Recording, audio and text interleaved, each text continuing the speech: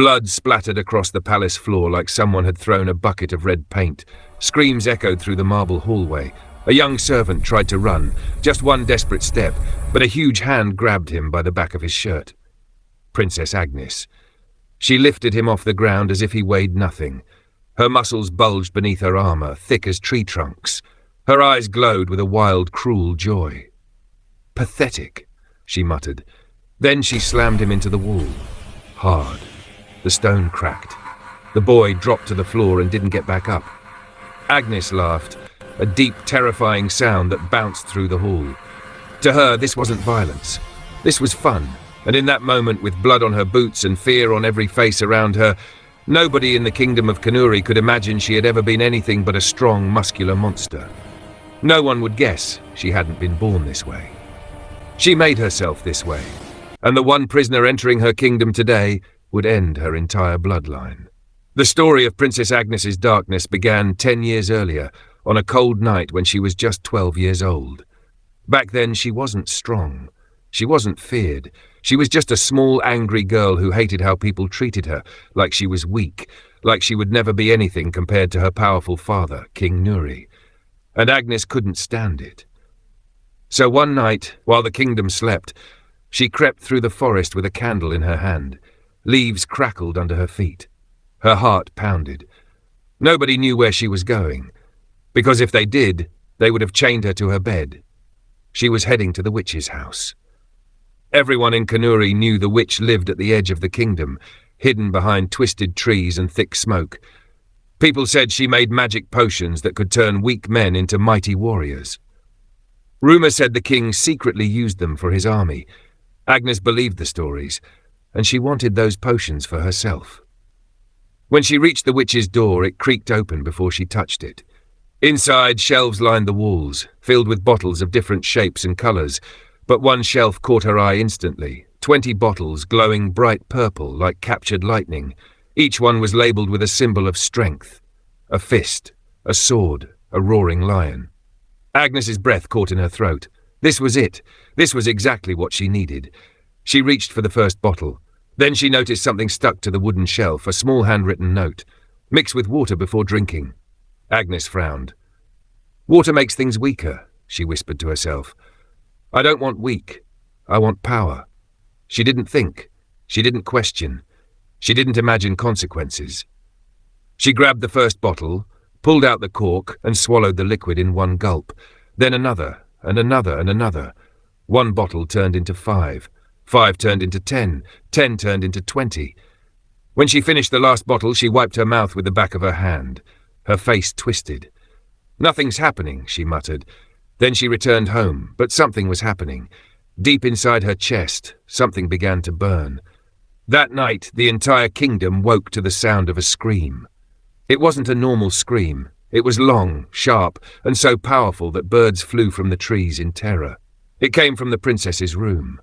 Agnes writhed on the floor, clutching her stomach. Her bones cracked like breaking wood.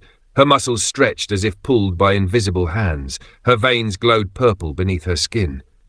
Another scream tore from her throat. Guards outside the door trembled. Some ran. The castle walls vibrated. Windows shattered. Horses panicked in the stables. Inside the princess's room, something impossible was happening. Her small, thin body swelled. Her arms ballooned with muscle. Her legs thickened. Her shoulders grew broader and broader until they nearly tore her nightdress apart. Her eyes changed from soft brown to cold, shining steel. When morning finally came, the scream stopped. Agnes stood in front of her mirror. Her reflection looked nothing like the girl she used to be. She flexed her new muscles slowly, wonder turning into delight. She smiled, a sharp, cruel smile. "Now," she whispered, "they will fear me." And from that day they did. By sunrise, every servant avoided her. By noon, the kingdom whispered her name with trembling lips. And by the end of the week, Agnes had become the most feared force in Kanuri besides her father. The princess was no longer a child. She was a weapon, a monster born from 20 bottles of forbidden magic. While Agnes played games of cruelty inside the castle, her father, King Nuri, prepared for his favorite pastime outside it, war. King Nuri was a tyrant who ruled Kanuri with an iron fist and a burning hunger for domination. He took villages the way other kings took meals. constantly, greedily, without hesitation. He didn't care who died, he didn't care who suffered, he didn't care who lost everything. He loved victory, he loved fear, he loved the taste of power. And today, he had just returned from destroying another peaceful village, dragging dozens of prisoners behind his army like animals. He stood on his balcony, smiling as he watched them being shoved through the gates. "These will make strong workers," he said to his generals. "And the weak ones? Well, we always need examples." His generals laughed nervously. But King Nuri had no idea that among those prisoners, hidden in plain sight, was someone who wasn't meant to be a slave. Someone chosen by destiny. Someone carrying a power he could never understand. Because as the prisoners were dragged through the kingdom, a young woman stumbled forward, her wrists tied, her clothes dirty, her steps weak. Her name was Princess Adore, and clutched tightly in her hand, hidden from the soldiers, was a small glowing amulet. The amulet her mother gave her with her dying breath, the amulet that would change the fate of Kanuri forever. And this is where the real story begins. The night Adore's world ended began like any other, quiet, peaceful, filled with the soft hum of crickets and the gentle glow of lanterns around her village. People laughed. Children played. The wind carried the smell of roasted yam and pepper soup. Then the sky turned red, not from sunset but from fire. Screams tore through the night as King Nuri's warriors stormed the village. Houses went up in flames. Families ran in every direction, chased by sword-wielding soldiers who showed no mercy. Adore's father, the king of her small, peaceful land, grabbed his sword and rushed toward the fighting. "Stay inside," he shouted. But before Adore could answer, the palace doors burst open. A massive armored warrior swung his blade and her father fell onto the marble floor, lifeless. "Papa!" she screamed, running toward him. Her mother pushed her back. "Don't look, don't stop, we must go." But they didn't get far. Another blast of fire shook the walls. Soldiers forced their way inside, grabbing prisoners, dragging them out like animals. Adore's mother shoved her behind a broken pillar, her voice shaking. "Adore, listen to me. Look at me." Tears streamed down Adore's face as smoke filled the room. Her mother cupped her face gently, forcing her eyes to stay open. "This is not the end," she whispered. Then she reached into her dress and pulled out something small, an amulet glowing faintly gold, warm like a heartbeat. "Take this." Adore shook her head. "Mama, I don't want to leave you." Her mother pressed the amulet firmly into her hand. "You must." A soldier charged toward them. Her mother stood between him and Adore, taking the blade through her chest without hesitation. "A great destiny awaits you," her mother whispered through her fading breath. "In the land of your captors." Adore choked on her own tears. "No, Mama, please." But her mother's hands fell away, and Adore was dragged out of the burning palace, screaming as her village, the only world she had ever known, collapsed behind her in a storm of fire and smoke. "The land of your captors." The words echoed in her mind like a faint drum. She didn't understand. She didn't want to understand. All she could do was stare back at the smoke rising higher and higher until her home was nothing but ash. She had no idea the amulet in her hand would change everything. The journey to Kanuri felt endless. Adore and the other prisoners were tied together by ropes, stumbling forward through forests, hills and rivers with barely any water. Those who slowed down were beaten. Some were left behind. Some simply didn't get up again. By the time the towering black gates of Kanuri appeared, Adore's legs felt like they were made of stone. Her lips were cracked from thirst. Her wrists were raw from the rope, and yet she held on to the amulet. Every step, every blow, every cruel word the soldiers barked at them. Her fingers stayed locked around it, but nothing could prepare her for what awaited inside those gates. Kanuri was not a kingdom, it was a prison built from black stone and blood. Smoke rose from the mines, chains clattered everywhere. Men and women collapsed into the dirt from exhaustion while guards yelled for them to keep moving. Adore watched a young boy stumble while carrying a basket of ore. He was too weak, too tired. A guard didn't even hesitate. One swift kick. The boy fell. He didn't get up again. His body was dragged away as if he were trash. Adore gasped. A woman beside her whispered, "Don't stare too long. If they think you feel anything, you're next." Another whisper came from her left. "That boy arrived here yesterday. Where did they take him?" "Nowhere. He's gone. No one speaks of the weak." Adore's stomach twisted. Weak prisoners disappeared. No one asked questions. No one dared. Kanuri ran on silence, on fear, on hopelessness. Adore understood now. If she showed even a hint of weakness, she'd vanish too. But Adore had never been the kind of person who could watch others suffer. Even when she was starving, even when her knees shook from hunger, she shared the tiny pieces of bread she received. When prisoners' backs were cut from the whips, Adore tore pieces of her clothing to wrap their wounds. When someone cried at night, she whispered comfort until they fell asleep. Her kindness was a small light in a very dark place. But lights are dangerous in a kingdom built on shadows. Adore didn't realize it at first, but every time she stopped to help someone, every time she offered someone water or wiped their tears, a pair of cold, cruel eyes watched her from the training grounds. Princess Agnes. Agnes stood on a balcony overlooking the slave yards, polishing her battle axe like it was a beloved pet. She noticed Adore's kindness immediately, and she hated it. Agnes crushed weakness. She destroyed hope. She believed kindness was a disease that needed to be wiped out, and Adore was spreading it everywhere. Agnes leaned over the railing, her lips curling into a slow, wicked smile. "Who is that girl?" she whispered to herself. No one answered, but Agnes always found answers eventually. Adore didn't know it yet. But she had caught the attention of the monster princess, and attention in Kanuri was almost always a death sentence. Days passed, then weeks. Adore learned to work quietly, to speak softly, to live invisibly. But no matter how hard she tried to fade into the background, she couldn't ignore the suffering around her, and she refused to let it destroy her. Sometimes she sat alone at night, holding the golden amulet tightly against her chest, whispering the last words she heard from her mother, "A great destiny awaits you." But that statement now felt like a cruel joke. She was a prisoner. Her home was gone.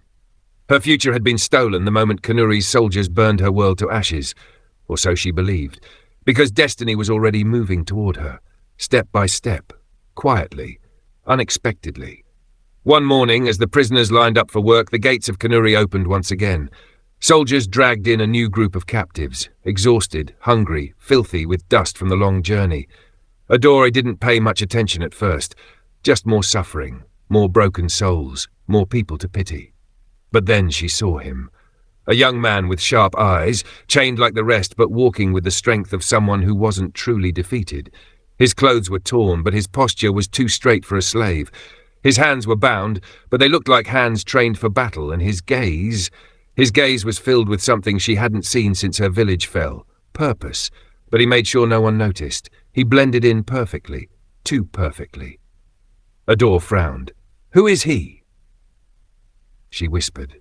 She didn't know, but she would soon. Because that stranger had come to Kanuri with a single mission. He came disguised as a prisoner, but he carried vengeance in his heart. And when his path crosses Adore's, nothing in Kanuri will ever be the same. The new prisoners were shoved into the slave yard like cattle, dust rising around their feet. Most of them stumbled, weak from the long journey. Most of them looked broken. But one did not. He walked in slowly, quietly, his face blank, his shoulders steady. His clothes were torn like everyone else's. But there was something different about him, as if the rags couldn't hide the strength underneath. His name was Cyril. To the guards, he looked like a quiet, obedient captive. To the other prisoners, he looked like just another survivor. But none of them, not even Adore, knew the truth. Cyril wasn't here by accident. He wasn't captured. He chose to be here. And deep beneath his calm eyes lived a secret sharp enough to cut through iron. He was the last surviving heir to the throne King Nuri stole. 20 years ago, when Cyril was just a child, Nuri murdered his parents, the rightful king and queen, on the night before his father's coronation. Cyril escaped only because a loyal guard carried him out the window and down the mountain while the palace burned. Since that night he had trained every single day in silence, watching from the shadows, waiting for the perfect moment to return. And now that moment had come. But before Cyril could strike, before he could carry out his vengeance, something unexpected happened. Something that changed everything. The first time he saw Adore, she was kneeling beside a wounded prisoner, pressing a cloth to the man's bleeding leg. Everyone else stayed far away. Helping others was seen as weakness. Kindness here was dangerous, but Adare couldn't help herself. Cyril stood at a distance, watching her quietly. Her face was tired, but her eyes were full of a warmth that didn't belong in Kanuri. Every time someone cried or fell or trembled, she moved toward them, never away. Cyril didn't understand it. He had lived in hiding for most of his life. He had trained with warriors who taught him to survive by trusting no one. Softness, he was told, was a crack in the wall. Weakness, a target. But when he watched Adore tear her own dress to make a bandage, when he watched her give her food to an old woman who had none, when he watched her whisper comfort into a child's ear, something in him began to soften. A tiny warmth he didn't recognize, a feeling dangerous and unfamiliar. He tried to ignore it, but every day he found himself watching her again, and again, and again. Not because she was beautiful, though she was, but because she reminded him of something he had not felt since before his parents died. Hope, and in a place like Kanuri, hope was a rare and precious thing. Days turned into weeks. Cyril kept to himself, but he could never avoid Adore for long. Their paths crossed constantly, carrying water, moving stones, cleaning the yards. Little moments slipped between them like threads weaving a quiet bond. A shared glance when a guard turned his back. A silent nod of thanks when Adore passed him a piece of her bread. A brief smile when Cyril helped a tired man lift a heavy basket before the guards noticed. They never spoke. Words were too risky. But sometimes, when they walked past each other, their shoulders brushed, and Cyril felt a strange jolt run through him. He tried to push it away. He wasn't here to make friends. He wasn't here to feel anything. He wasn't here to care about anyone. He was here for revenge. Revenge and nothing else. But fate had other plans, because day by day, moment by moment, love began to grow where death lived, and even though neither of them admitted it, both felt it. Adore found herself looking for Cyril in the crowd. Cyril found himself watching over Adare, making sure she was always on the safer side of the yard, always away from the cruelest guards. They didn't speak, but their silence was its own language. Cyril had never feared anything, not pain, not death, not King Nuri. But the feeling rising in his chest now? That scared him, because it made him think of a future he wasn't sure he deserved, and one he wasn't sure he would survive long enough to reach. But if Cyril noticed Adore, someone else noticed Cyril. Someone dangerous, someone who destroyed anything she desired, Princess Agnes. Agnes stood on the upper balcony, sharpening her axe while watching the prisoners work. Her eyes scanned the yard lazily until they landed on Cyril. For a moment her breath caught. He was different, strong, calm, not afraid. She watched the way his shoulders moved, the way he lifted heavy loads without trembling, the way other prisoners instinctively cleared space around him, sensing something unspoken. And she wanted him, not because she was lonely, not because she cared, but because something inside her twisted every time she saw a powerful person she didn't control. Agnes wanted Cyril the same way she wanted everything else, by force. She leaned forward, studying him like a hawk circling prey. "This one," she murmured. I'll keep." Her eyes narrowed as she continued watching, and then she saw it. A small, quick moment, barely a second. Cyril lifted his head and glanced toward Adore and smiled. It wasn't a long glance, it wasn't dramatic, but it was enough. Agnes followed his gaze and saw Adore working quietly by the water barrels. Something dark flickered in Agnes's eyes. Jealousy, possession, rage. It spread through her chest like wildfire. "No," she whispered, gripping the balcony rail until her knuckles turned white. "She is nothing. She is weak. She doesn't deserve his attention." Her jaw clenched, her breathing tightened, her muscles twitched with the urge to break someone, anyone. Because the moment Agnes saw Cyril glance at Adore, she knew Adore was a threat, and Agnes always destroyed what she feared. Cyril didn't know it yet. Adore didn't sense it yet, but something had just shifted in the air. The monster princess had set her eyes on Cyril, and she had marked Adore as an obstacle. In Kanuri, obstacles weren't removed gently, they were crushed. The morning air in Kanuri was heavy, thick with the smell of dust and smoke. Prisoners dragged their buckets toward the old stone well in the center of the courtyard. Cyril was among them, head lowered, shoulders tense, hiding every part of himself that could expose the truth. He filled his bucket silently. He didn't speak. He didn't look at anyone. He didn't break character, but someone was watching him. A shadow fell across the stones. Cyril looked up. Agnes. She towered over him like a building made of muscle and rage. Her arms were crossed. Her mouth was twisted into something between a smirk and a threat. "New boy," she said, stepping closer. "Look at me." Cyril didn't move at first. He couldn't afford to draw attention. He couldn't afford to slip. Agnes gripped his chin with 2 fingers, forcing his face upward. Her touch was slow, testing, almost curious. "Not like the others," she murmured. "You have strength in your eyes. I like strong ones." Cyril stayed silent. Agnes laughed softly. Then she leaned closer, her breath hot against his cheek. "Tell me your name." He didn't answer. She dragged her finger down his arm, feeling the muscle beneath the dirt and torn fabric. "Yes," she whispered. "This one is mine." But then it happened. A tiny movement, barely noticeable. Cyril's eyes flicked, just for a fraction of a second, toward a door who was kneeling a few feet away, helping an older prisoner tie bandages around his wrist. That single glance shattered everything. Agnes stiffened. Her smile disappeared like a candle blown out. Her body went still. Her eyes turned cold. She turned her head slowly to follow Cyril's gaze and saw Adora. That same girl. Dirty, tired, but still shining with a strange, stubborn kindness. Agnes's jaw clenched. In that moment, something poisonous bloomed in her chest. Jealousy, hot and sharp, rage filled her, and someone would have to pay. Agnes's revenge began instantly. It started small.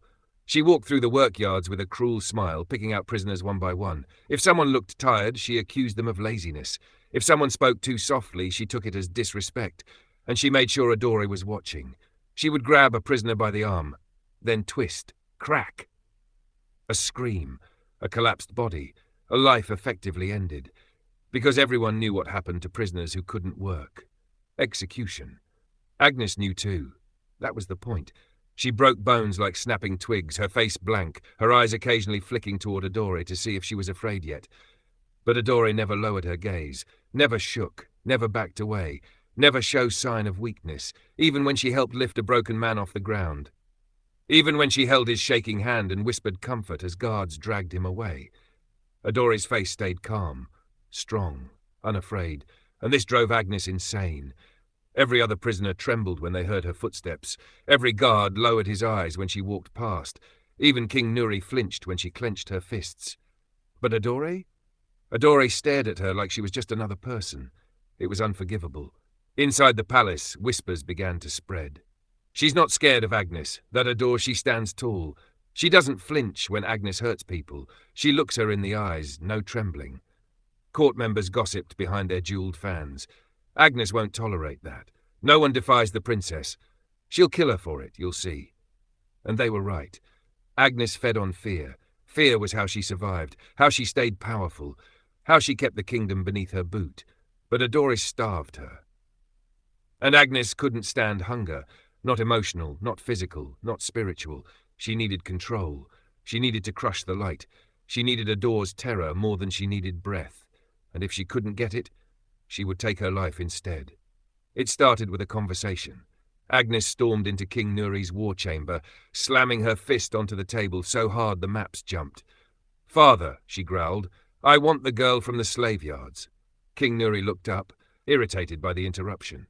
What for? Agnes began pacing the room like a caged beast, her jaw clenched, her muscles trembling with barely contained rage. She disrespects me. She challenges me. She weakens the slaves by filling their heads with hope. She feeds them. She cares for them. She believes she's above fear. Nuri raised an eyebrow. So? Break her arm. Break her spirit. Throw her in the mines. Agnes leaned forward, eyes blazing. No, that girl needs to die.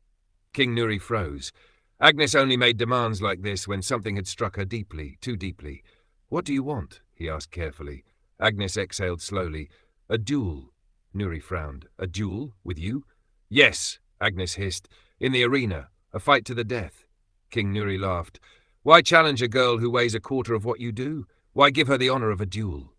Agnes's voice dropped to a chilling whisper. "Because I want everyone to watch her break." Nuri's smile widened. Ah, this was about humiliation. He loved humiliation almost as much as he loved war. A public fight would entertain the nobles, terrify the slaves, and remind everyone that Agnes was untouchable. "I like it," he said. "She'll die quickly." But something unexpected happened. Word of the duel reached the workyards within minutes. Guards dragged Adore out, shoving her into the centre of the courtyard. The entire prisoner camp fell silent. Agnes stepped forward, towering over her. The crowd pressed closer. And then, something nobody predicted, Adore spoke. "I accept." Her voice didn't shake, not even a little. Agnes blinked, thrown off for a moment. King Nuri's generals snorted with laughter behind her. One whispered, "She's out of her mind." Another murmured, "Let her die, then." But Adore wasn't finished. She lifted her chin and looked King Nuri directly in the eyes. "But if I win," she said clearly, "you let me and my people go free." Silence fell over the entire throne room, a heavy, stunned silence. Then King Nuri burst into laughter, loud, cruel, echoing off the palace walls like thunder. "She thinks she can win?" he roared. "She thinks she can survive my daughter? She wants freedom?" He leaned forward, eyes burning with mockery. "She wants to play the hero. Let's see how far that gets her." His generals bent over, clutching their stomachs. Even the guards chuckled, shaking their heads. Agnes didn't laugh. She stared at Adore with a look that could peel flesh from bone. This wasn't bravery. This wasn't courage. This was an insult. And she would make sure Adore regretted it. "Fine," King Nuri said at last. "If you win, which you won't, your people go free. But if you don't, I will have my guards slaughter half of them, right before I allow you to take your final breath." Adore nodded once, and the palace erupted in laughter again. They laughed as if she were already dead. They laughed as if she had asked for a miracle. They laughed as if the idea of her winning was a joke designed to entertain them.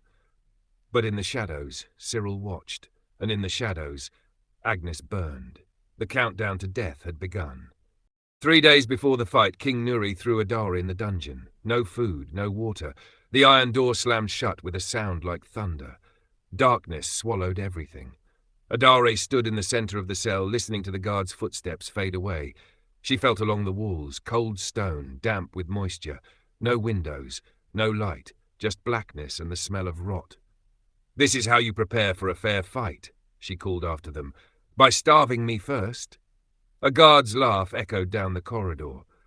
"The king said to make sure you're weak before you enter the arena.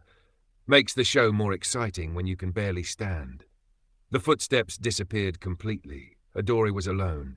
She sank down onto the filthy floor and pulled her knees to her chest. Her hand found the amulet beneath her dress. She clutched it tight. "Mother," she whispered into the darkness, "I hope you were right about this destiny you mentioned. Because right now, it feels like my destiny is to die in 3 days." The amulet was warm against her palm, but nothing happened. No magic, no glowing light, no answers, just silence. Meanwhile, above in the prison yard, Cyril was making his move. He'd waited for this moment. With Adore imprisoned and the guards distracted by preparations for the fight, security was lighter than usual. He found a group of prisoners during the evening meal, men he'd been carefully recruiting over the past weeks. "Listen carefully," Cyril said quietly, his voice barely above a whisper. "In 3 days, there's going to be a fight. Everyone will be watching the arena. Guards, nobles, even the king himself." "We know," one of the men said bitterly. "We're all being forced to watch Adore die." "She's not going to die." Cyril's voice was firm, "because we're not going to let it happen." The men looked at each other nervously. "What are you suggesting?" an older prisoner asked. "Revolution." Cyril let the word hang in the air. "The guards will be watching the fight. The armory will be less protected. We steal weapons. We fight our way to freedom." "That's suicide," someone hissed. "There are hundreds of guards. And thousands of us." Cyril leaned forward. "We outnumber them 10-1. The only reason we haven't fought back is because we've been too scared, too broken. But that changes now. Why now? Why her? Because she's shown us what courage looks like." Cyril's voice grew passionate. "For weeks, I've watched Adore help people, even when it cost her everything. She shared her food when she was starving. She protected the weak when she had no power. She stood up to Agnes when everyone else looked away. If she can be that brave, we can too." The men were quiet, thinking. "There's something else you should know," Cyril continued. "My real name is Cyril, son of Fidelis, the rightful king. 20 years ago, Nuri murdered my parents and stole the throne." Gasps echoed through the group. "I've spent 20 years training for this moment. I know how to fight. I know how to lead. And I'm asking you to stand with me." Cyril looked at each man. We just need the right moment, and the fight in 3 days will give us exactly that. What do you need us to do? The older prisoner asked. Cyril smiled. Spread the word. Quietly, only to people we trust completely. Tell them to be ready. When the fight begins, we make our move. Back in her cell, Adore had lost track of time. Was it day 2? Day 3? In the complete darkness, it was impossible to tell. Her lips were cracked and bleeding from thirst. Her stomach had stopped hurting from hunger. She'd gone past that point into a kind of numbness. She thought about her people, the hundreds of prisoners counting on her, the ones who would be executed if she lost. I can't do this, she whispered. I'm not strong enough. I don't know how to fight Agnes. I don't know how this amulet works. I'm not sure how to defeat Agnes. Tears started running down her face. I'm going to fail them. I'm going to fail everyone. The tears came faster now. All the strength she'd been showing, all the courage she'd been faking, it crumbled. She was just a scared girl about to die, and there was nothing she could do to stop it. I'm sorry, Mother. I'm sorry, Cyril. I'm sorry to everyone who believed in me. I'm not who you thought I was. I'm not brave. I'm not strong. I'm just... She couldn't finish. She just cried, harder than she'd cried since the day her village burned. Her tears fell onto the amulet in her hand. 1 drop, 2 drops, 3 drops. And suddenly, the dungeon exploded with golden light. The spirits of 1,000 warriors materialized around her. Adore threw her hands up, shielding her eyes from the brilliant light. The entire dungeon cell glowed like the sun itself had appeared underground. The darkness vanished. Golden figures formed in the air, translucent at first, then becoming more solid. Warriors in ancient armor, queens wearing elaborate headdresses, shamans holding staffs carved with symbols that seemed to move and breathe. They filled every inch of the cell, dozens of them, hundreds maybe, all glowing with that same warm golden light. Adore scrambled backward against the wall, her heart pounding. What's happening? You called us, daughter. The voice came from directly in front of her. A woman stepped forward from among the spirits. Adore's breath caught in her throat. Mother? Her mother stood there, glowing more brightly than all the others. She looked exactly as Adore remembered, beautiful, regal, strong. But now there was something else, a power that seemed to radiate from her like heat from a fire. Yes, my sweet girl, it's me. Her mother smiled, and it was the warmest smile Adore had ever seen. But you died, I watched you die. Death is not an ending, not for our people. Her mother gestured to the spirits around them. We are your ancestors, every generation that came before you. We've been watching, waiting for you to call us. I didn't call you. I was crying. You called us with your truest emotion. Her mother knelt down in front of Adore. Even as a spirit, even glowing with power, she still moved like a mother comforting her child. Tears of genuine desperation. That is what activates the amulet. Not joy, not hope, but the moment when you are most vulnerable, most honest, most real. Adore looked at the amulet in her hand. It was glowing now, pulsing with golden light in rhythm with her heartbeat. I don't understand any of this. Then let me explain. Her mother sat beside her. Our family has carried this amulet for 10 generations. It holds the power of every ancestor who has ever lived, but it only answers when called by someone worthy. Worthy? Mother, I'm not worthy of anything.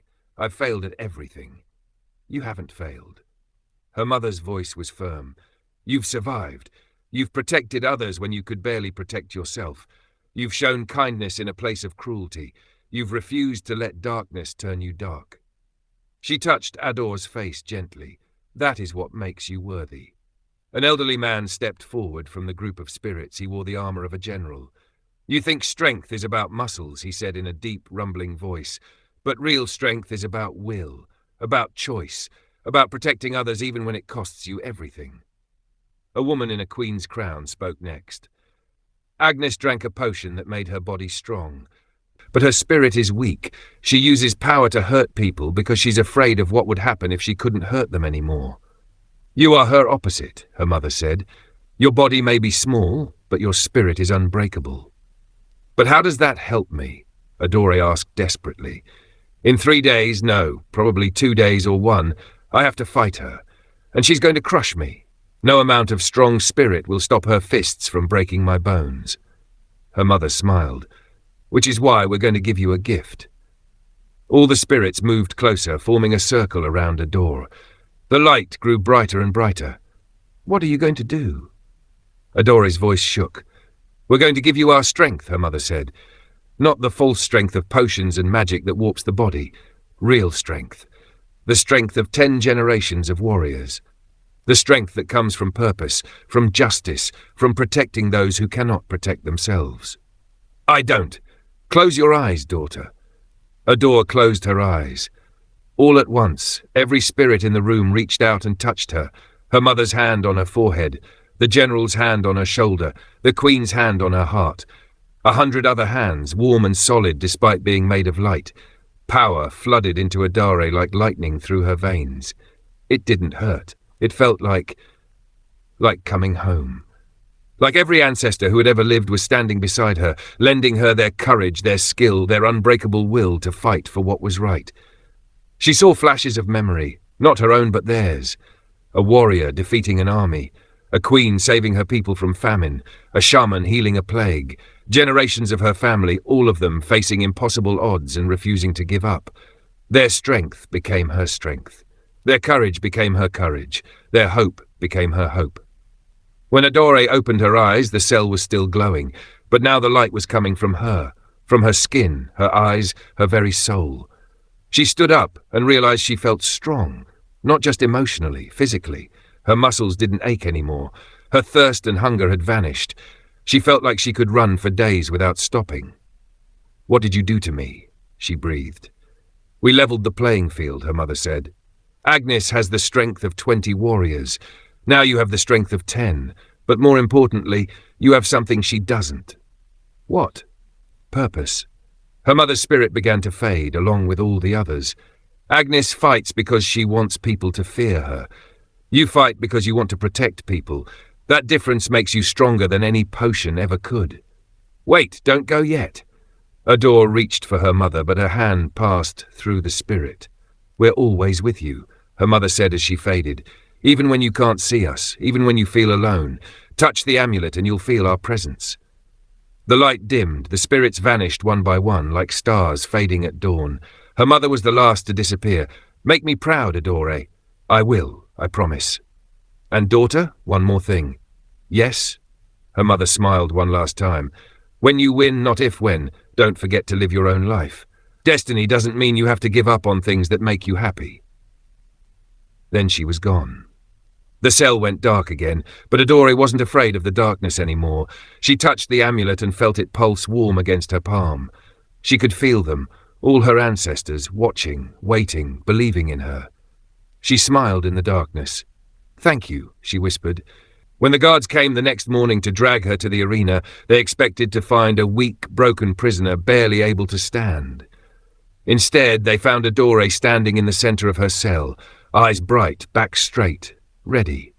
"Let's go," she said calmly. "I have a fight to win." The guards looked at each other nervously. There was something different about her, something that made them uncomfortable. They didn't know what had happened in that cell, but they were about to find out. Crowds roared above, shouting for blood, shouting for death, shouting for the monster princess. The entire kingdom had gathered. Even rulers from distant lands sat in the stands, eager to watch a tiny, fragile girl get crushed. Drums boomed, horns blared, dust filled the air. Adore stepped into the shadow of the arena gates. She closed her eyes, breathed in deeply and whispered, "I'm ready." The gates rattled, chains rose, light poured in, a blinding flood of sun and dust and noise. The doors slammed open, the crowd erupted into cheers and screams, and striding into the arena first, towering, muscular, smiling like a beast that had found her prey, was Agnes. Her grin widened the moment she saw Adore, not weak, not broken, not afraid. Agnes cracked her knuckles. "Oh," she purred, "this will be fun." Adore stepped forward, calm as the dawn. The world held its breath. The fight of destiny was about to begin. The sun rose over Kanuri like a burning blade, cutting across the sky as thousands gathered around the great arena. Drums pounded. Dust filled the air. Voices roared with excitement, bloodlust and cruelty. Today the kingdom came to watch a tiny, weakened prisoner die. Today was the fight between Princess Agnes, the monster of Kanuri, and Adore, the prisoner who dared to challenge her. But long before the gates opened, something else had been brewing. Something dangerous. Something quiet. Something that would change the kingdom forever. Cyril stood in the darkest corner of the slave yard, whispering urgently to a tight circle of prisoners. His voice was low, steady, controlled, yet burning with purpose. "Listen to me," he said. "The fight will pull every guard's attention. Their eyes will be on the arena, their weapons too. That is our moment." The prisoners leaned in, some trembled, others clenched their fists with new courage. "We move when the crowd roars," Cyril continued. "We take the weapons, we break the gates, and we free every one of us." A woman whispered, her voice barely a breath. "What about Adori?" Cyril's jaw tightened. His eyes hardened with a vow he had carried for years. "She will not die," he said, "not while I'm breathing." The prisoners exchanged glances, fear mixing with hope. "If Agnes tries to kill her," Cyril continued, "we intervene. We hit fast. We hit hard. And we tear this kingdom apart before we let them take her life." The group nodded. The plan was set, and Cyril, for the first time in years, felt the fire of destiny burning in his chest. He looked toward the arena walls. He wasn't afraid of Agnes. He wasn't afraid of King Nuri, but he was terrified for Adore. He needed her alive. Not just because she was part of his plan, but because he loved her. He would fight for freedom. But for Adore, he would die. The gates burst open. Agnes stomped into the arena with a roar that made the ground vibrate. The crowd exploded with cheers. They adored her strength. They worshipped her cruelty. She flexed her massive arms and smirked. Across the arena, the second gate opened. Adore stepped out, thin, bruised, still recovering from the dungeon, but with eyes glowing with a quiet fire. The crowd laughed. "She won't last a minute," someone shouted. The signal drum boomed. Agnes charged. Before Adore could brace herself, Agnes slammed into her with the force of a wild beast. Adore flew across the arena, hitting the sand so hard dust exploded around her.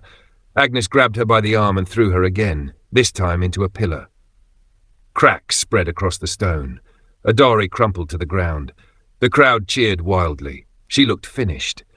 Cyril stood in the stands among the prisoners, gripping the railing until his knuckles turned white. "Why isn't she fighting back?" he whispered through clenched teeth. The prisoners around him cried. Some covered their faces, others prayed quietly.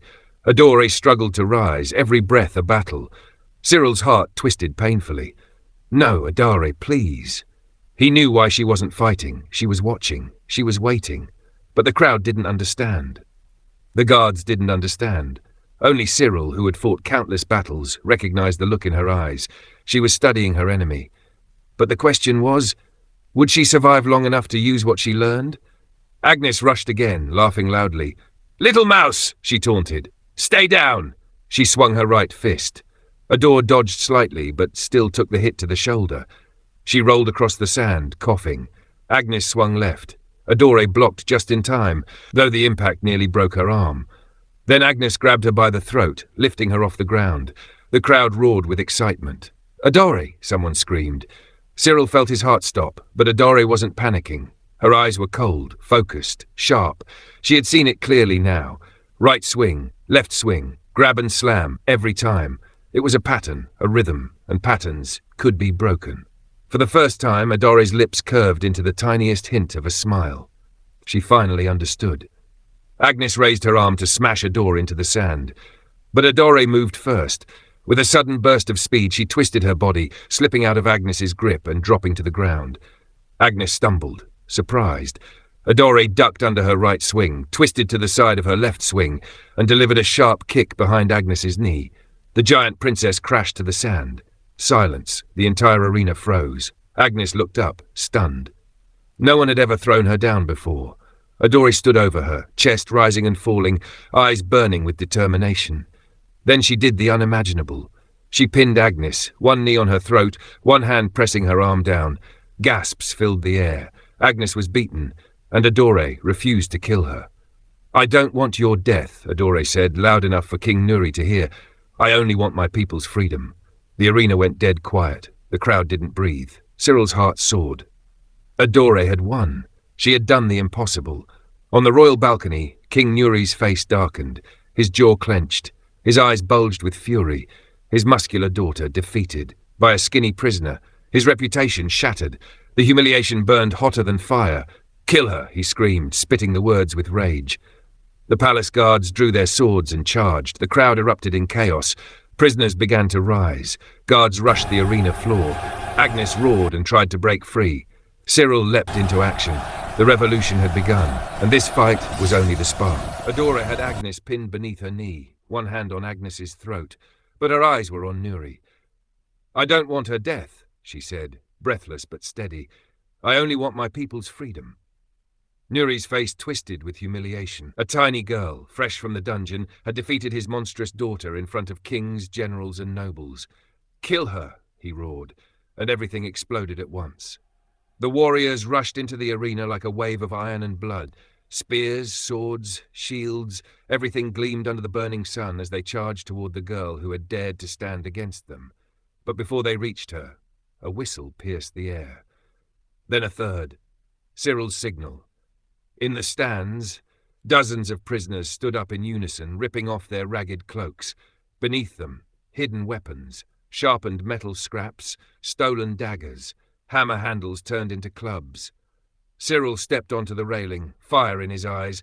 "For freedom!" he shouted. His voice thundered across the arena. The prisoners roared back. They stormed down the steps, crashing into the warriors with the strength of people who had suffered too long and had nothing left to lose. The arena transformed into chaos, blades clashing, dust flying, guards shouting orders, prisoners screaming with fury. Cyril's secret rebellion had begun.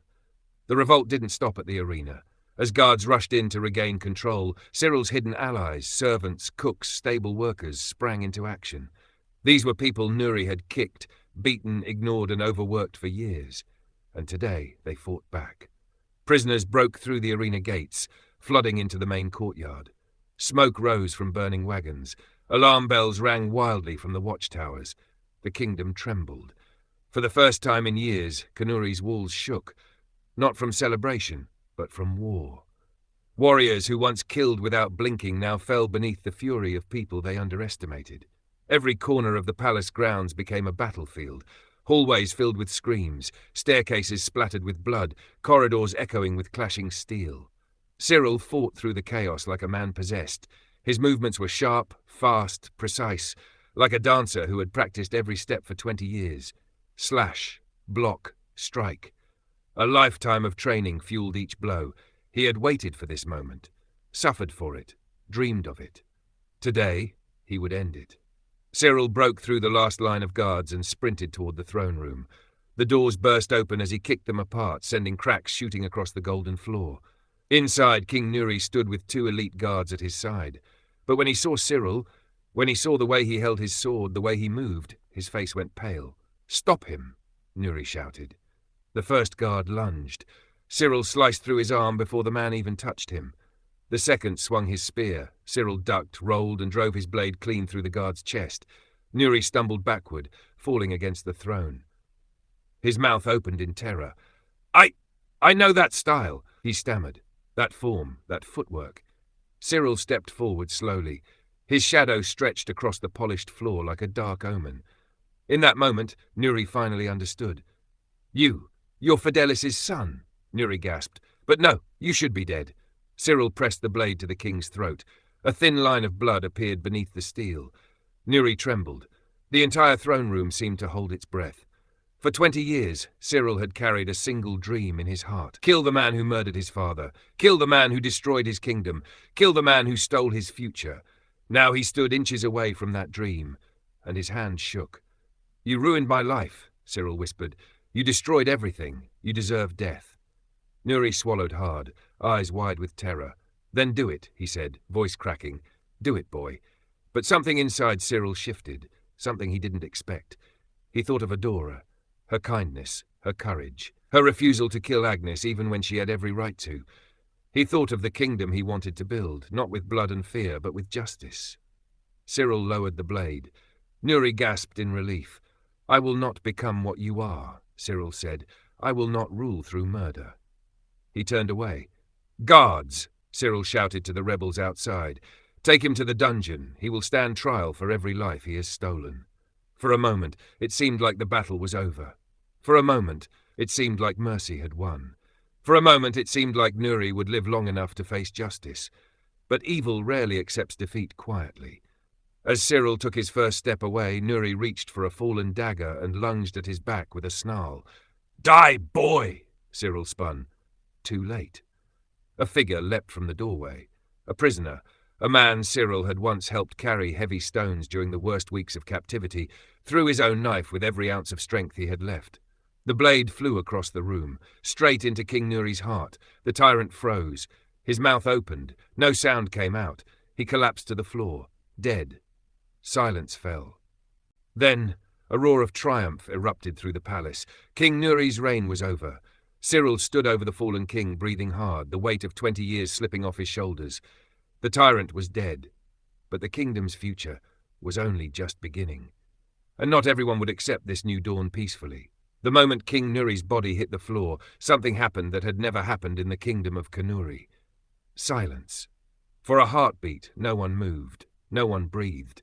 No one understood what they were witnessing. Then the roar began.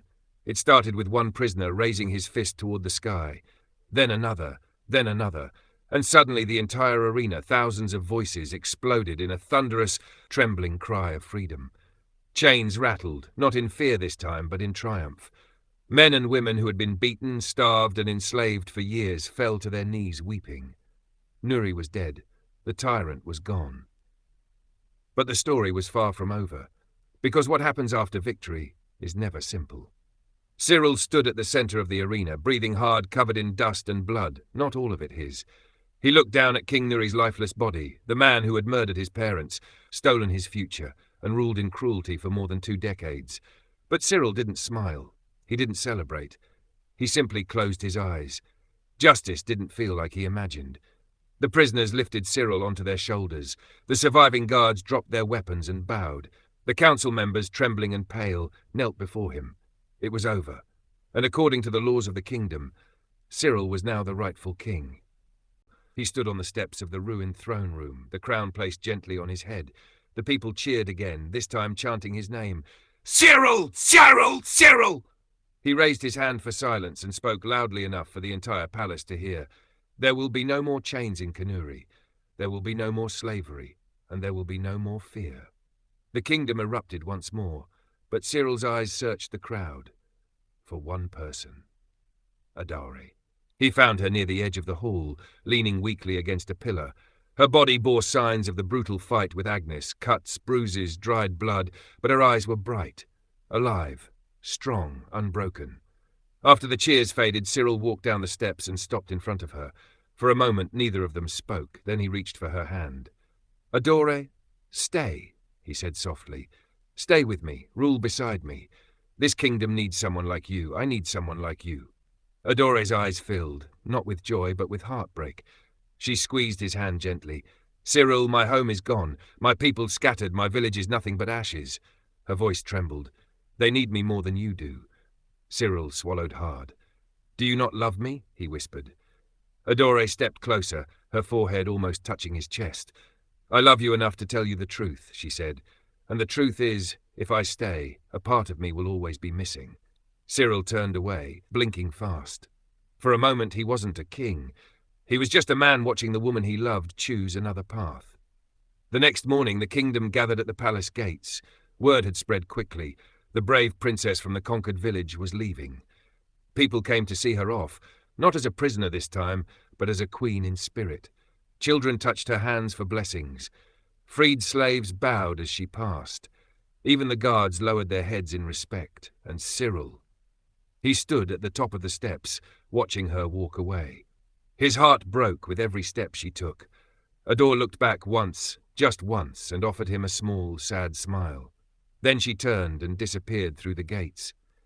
The kingdom watched the woman who inspired a revolution walk out of their lives, but not everyone received respect.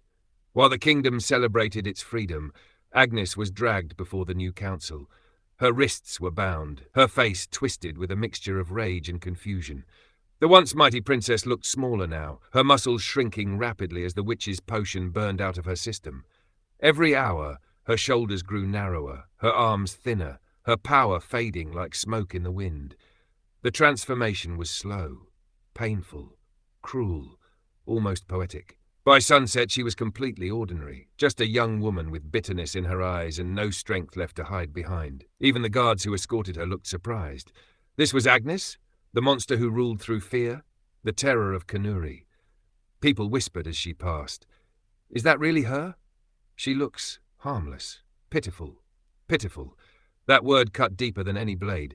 Agnes didn't cry. She didn't scream. She didn't beg. She simply stared at the ground as Cyril spoke her sentence. Agnes Nuri, for your crimes against this kingdom and its people, you are banished. You may never return. The gates opened.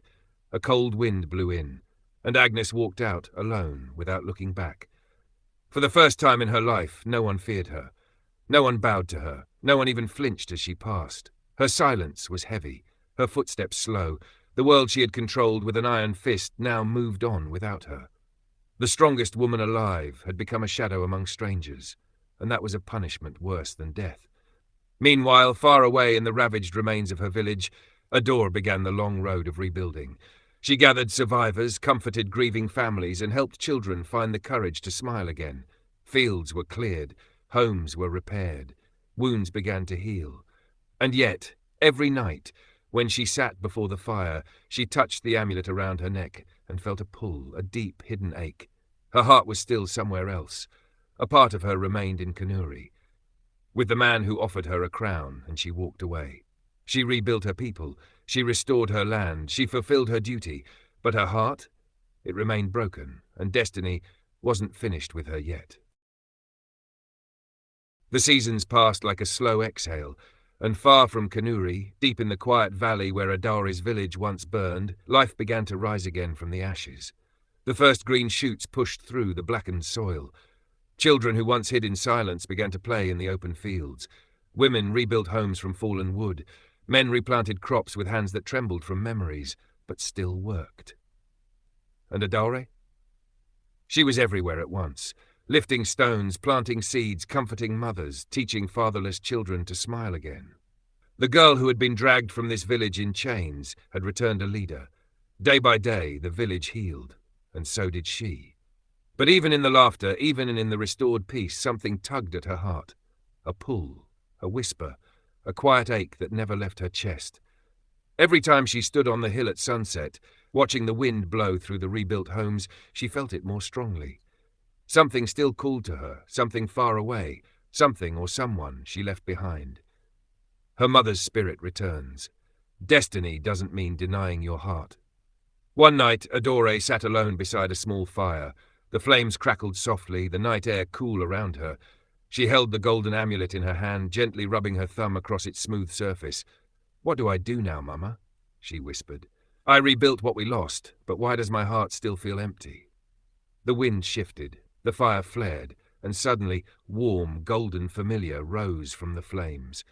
Adore gasped as a figure stepped out from the glow, wearing the same gentle smile she had seen in her dreams. Her mother. "Child," she said softly, her voice like a warm breeze, "you have fulfilled your duty. You rebuilt what the world tried to destroy."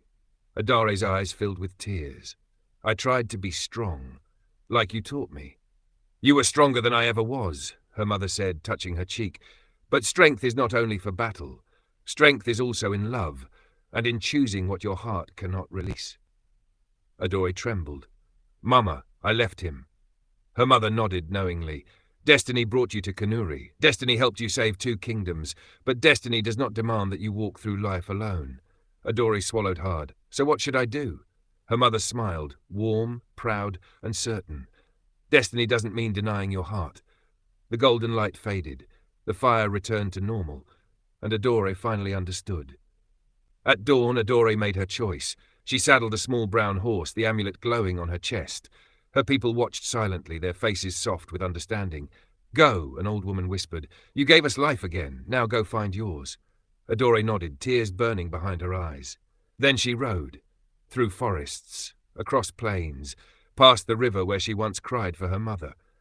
Her heart pounded the closer she got to Kanuri, the kingdom she once feared, the kingdom she helped free, the kingdom that held the man who still lived in her soul. When she reached the palace gates, she froze. It looked different now. No screaming guards, no chained villagers, no smoke from the mines. Flowers grew along the walls. Children laughed in the open courtyard. This was not Nuri's kingdom. This was Cyril's. She stepped through the gates, her breath caught in her throat, and there he was, King Cyril, strong, brave, gentle, walking across the courtyard as sunlight hit his armor. He turned slightly, as if sensing something. His eyes landed on her. He stopped breathing. The sword in his hand fell to the ground. "Adora," he whispered. She took one step forward. He didn't walk, he ran. Down the palace steps, across the courtyard. Straight to her. And when he reached her, he stopped just long enough for their eyes to meet, before he pulled her into his arms like he had been waiting his whole life for that moment. "You came back. I came home." They kiss. He held her face in both hands, his voice shaking. "You came back." Adora pressed her forehead to his. "I came home." The courtyard fell silent, the wind slowed, even the birds seemed to pause, and then they kissed. A deep, long, desperate kiss from two souls who had survived war, loss, captivity, prophecy, and found their way back to each other anyway. The people of Kanuri cheered. Even the guards smiled. The Princess of Ashes had become the queen of two kingdoms' hearts. But even in the joy, even in the reunion, a shadow slid quietly across the mountains, watching the celebration from afar. A figure thin, weakened, nearly unrecognizable, but alive. Agnes.